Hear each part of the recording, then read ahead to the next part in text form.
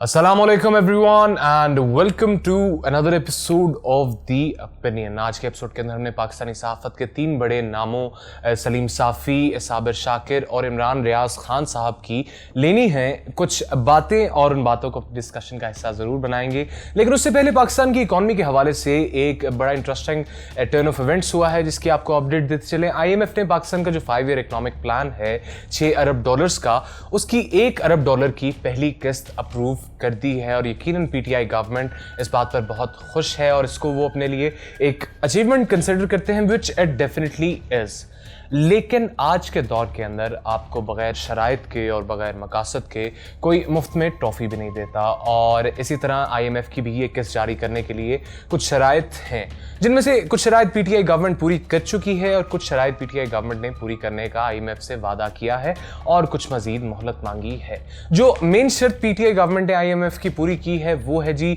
State bank की autonomy. PTI government ने बहुत धक्कम पेल करके ऑपोजिशन कंट्रोल्ड सेनेट के अंदर से ये बिल अप्रूव करवाया है जिसके मुताबिक स्टेट बैंक अब एक ऑटोनमस, एक खुद मुख्तार एंटिटी होगा। लेकिन ऑपोजिशन को यकीनन इस पर कुछ तहफ़्फ़ुज़ात हैं, बल्कि नून लीग के रहनुमा मिफ्ताह इस्माइल साहब का कहना है कि स्टेट बैंक ऑफ पाकिस्तान अब स्टेट बैंक ऑफ IMF बन गया है। और ऑपोजिशन के तहफ़्फ़ुज़ात अपनी जगह, लेकिन कुछ ऐसे भी इसके इम्प्लिकेशंस होंगे इस किस्त के $1 अरब की जो किस्त है उसके इम्प्लिकेशंस कुछ इन्फ्लेशन से रिलेटेड होंगे। आज ही मैं एक्सप्रेस ट्रिब्यून की एक खबर पढ़ा है जिसके मुताबिक 2 साल के अंदर पाकिस्तान के अंदर महंगाई is at an all time high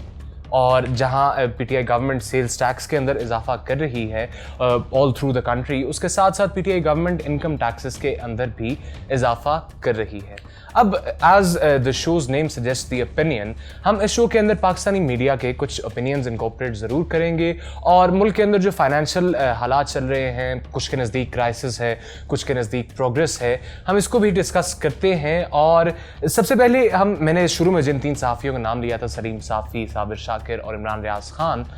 इनके ज़ाहिर है इस टर्न ऑफ इवेंट्स के हवाले से और इन हालात के हवाले से कुछ ओपिनियंस हैं। अब आपको पाकिस्तानी मीडिया के बारे में एक बात यकीनन पता होगी कि Pakistani media is divided right now into 2 wings. One is very pro government and the other is very against government. और एक जो साइड है वो बिल्कुल गवर्नमेंट पे जेंटल हाथ रखती है और गवर्नमेंट के बिल्कुल सपोर्ट में है। एक साइड है जो गवर्नमेंट के ऊपर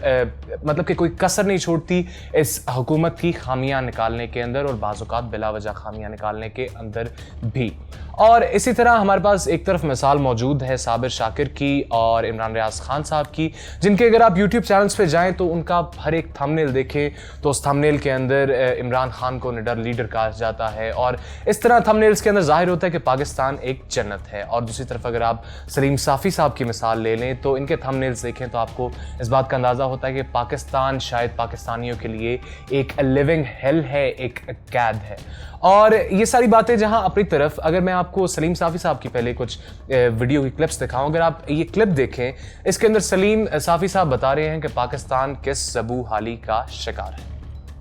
इन सब की ये खूबी है कि वो मेरे या मेरे प्रिंसिपल सेक्रेटरी के इशारों पर चलते हैं और माशाल्लाह हर एक ने अपने अपने सूबे का बेड़ा गर्क कर दिया। अब हमने सब कुछ IMF के हवाले कर दिया है और ये जो हर 15 दिन बाद आप पर महंगाई का बम गिराते हैं तो इसमें मेरा कोई कसूर नहीं। जो कुछ करता है वो IMF ही करता है। अब अमेरिका भी हमसे नाराज़ है और चीन भी गैर मुतमईन। CPEC पर काम रुकवाने और उसका हुलिया बिगाड़ने में भी मेरा ज़ाती कोई कसूर नहीं।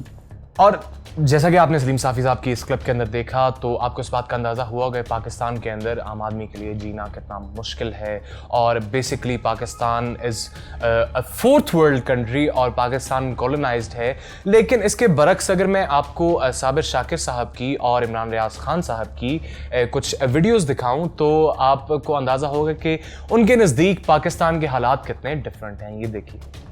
बहुत ही बड़े बड़े मेगा प्रोजेक्ट्स शुरू होने जा रहे हैं पाकिस्तान में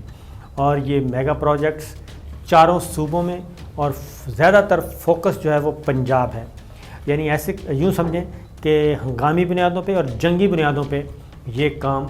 होगा और खरबों रुपए के मंसूबों की मंजूरी दी गई है। पाकिस्तान अब कर्ज देने वाले मुल्कों में शामिल होता जा रहा है। तो पाकिस्तानी बुनियादी तौर पे पिछले 2 सालों में मजमूई तौर पे امیر ہوئے ہیں اور ان کی جیبوں میں دولت آئی ہے، ضائع نہیں ہوئی۔ ایک چھوٹا سا طبقہ ہے تنخواہ دار، صرف اس کو نقصان پہنچا ہے۔ کہ گزشتہ سال کے مقابلے میں پاکستان کی ٹیکسٹائل ایکسپورٹس میں 40% اضافہ ہوا ہے۔ یہ کبھی بھی 12 بلین ڈالر سے اوپر کبھی نہیں جاتی تھی، لیکن جب پاکستان تحریک انصاف کی حکومت آئی ہے تو انہوں نے 15 کا فگر عبور کیا، اور پھر اس کے بعد یہ 21 کے فگر پہ پہنچ گئے، 21 بلین ڈالر تک پہنچنے کے لیے تیار، اور اگلے مالی سال میں یہ ایکسپورٹس مزید بڑھ کر 26 ارب ڈالر کی سطح تک پہنچ جائیں گی۔ اب یہاں پہ ایک انٹرسٹنگ بات یہ ہے کہ صابر شاکر صاحب اپنی اسی ویڈیو کے اندر مینشن کرتے ہیں کہ پاکستان میں جہاں اکنامک کرائسس بھی ہے، اور لیکن اوبیسلی انہوں نے جیسے بتایا کہ GDP کے اندر انکریز آئی ہے، ایکسپورٹس کے اندر انکریز آئی ہے، عمران ریاض خان صاحب نے بھی اپنی ویڈیوز کے اندر اس بات کا ذکر کیا، لیکن صابر شاکر صاحب بالکل کیجولی ایک بات کرتے ہیں کہ پاکستان کے اندر صرف جو تنخواہ دار طبقہ ہے وہ اسٹرگل کر رہا ہے، اور انہوں نے تنخواہ دار طبقے کی انفلیشن سے ریلیٹڈ اسٹرگل کو اتنا منیملائز کر دیا کہ جیسے اٹ ڈزنٹ بیسکلی میٹر۔ اس کے برعکس اگر آپ سلیم صافی صاحب کی مثال لیں تو انہوں نے شاید ایگزیجریشن اس حد تک کر دی کہ آپ کو لگتا ہے کہ پاکستان نہیں ہے بلکہ گیانا ہے، زمبابوے ہے، اور پاکستان کی ان ملکوں کے ساتھ انہوں نے مثال دی۔ اب کنٹری لائک پاکستان جس میں آلریڈی کلچر کی بنا پر ڈویژنز ہیں، اور ریلیجس سکولز آف تھاٹس کی بنا پر ڈویژنز ہیں، کلاس کی بنا پر ڈویژنز ہیں، بہت سی آلریڈی تقسیمات پاکستان کے اندر موجود ہیں۔ اب پاکستان جیسے ملک کے اندر ہمارے میڈیا نے حقیقت کی، حقائق کی، ٹروتھ کی بھی 2 ڈویژنز بنا دی ہیں۔ اب جب آپ کا ملک ایک کرائسس سے گزر رہا ہوتا ہے یا ایک کرائسس کی طرف جا رہا ہوتا ہے تو who do the people look up to for guidance and telling them the truth؟ وہ ہے جی ہمارے جرنلسٹ، ہمارا میڈیا۔ میرے ابا جی روز شام کو 7:30 بجے بیٹھ کے صابر شاکر کا پروگرام دیکھتے ہیں پورے کا پورا، اور یقیناً آپ بھی ایسے لوگوں کو جانتے ہوں گے جو ان جرنلسٹ کو فالو کرتے ہوں گے، ان کو ایک طرح سے they look up to these people اور they rely on them to give them a very unbiased opinion۔ لیکن جس طرح ہم نے سلیم صافی صاحب کی بات کی، ان کی عمران خان کے حوالے سے پرسنل جو بائسز ہیں وہ بھی ان کی جرنلزم کے آڑے آتی ہیں۔ جس طرح اگر میں آپ کو ایک مثال دکھاؤں تو سلیم صافی صاحب نے اپنے ایک ویڈیو کے اندر کرنٹ لائف کے لیے وہ انٹرویو کرے تھے، اس انٹرویو کے اندر سلیم صافی صاحب نے عمران خان کے لیے ایکسٹریملی کننگ کا لفظ استعمال کیا ہے، جس سے ان کی عمران خان کے لیے ایک ہیٹرڈ اور وہ اینیموسٹی نظر آتی ہے۔